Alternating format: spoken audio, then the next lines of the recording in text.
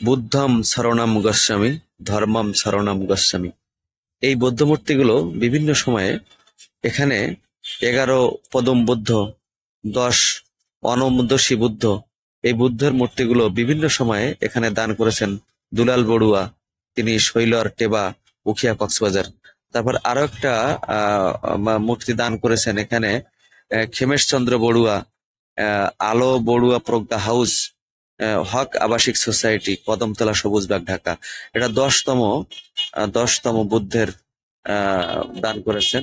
তারপরে আসেন এখানে 9তম জ্যোতিষ বুদ্ধ। মানে বিভিন্ন সময়ে বুদ্ধর যে বিভিন্ন বিভিন্ন যে বুদ্ধ আবিষ্কার, বিভিন্ন যে বুদ্ধ, রেতর বুদ্ধ, 8ম বুদ্ধ, 7ম বুদ্ধ, এভাবে যতগুলো বুদ্ধ আবির্ভাব হয়েছেন সেই বুদ্ধদের প্রতিমূর্তি এখানে তুলে ধরা হয়েছে। এটাই গৌতম বুদ্ধের অহিংসবাদ ধর্মের প্রবর্তক তিনি। তো তার এই অহিংসবাদ ধর্মটাই সারা পৃথিবীতে পরবর্তীকালে সাম্যের ধর্মে রূপান্তরিত হয়েছে।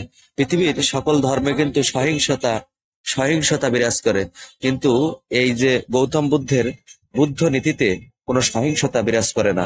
শ্রীমান গৌতম বুদ্ধের এই মূর্তিগুলো আমি ভিডিও করেছি কুয়াকাটা সমুদ্র সৈকতের বৌদ্ধ বিহার থেকে।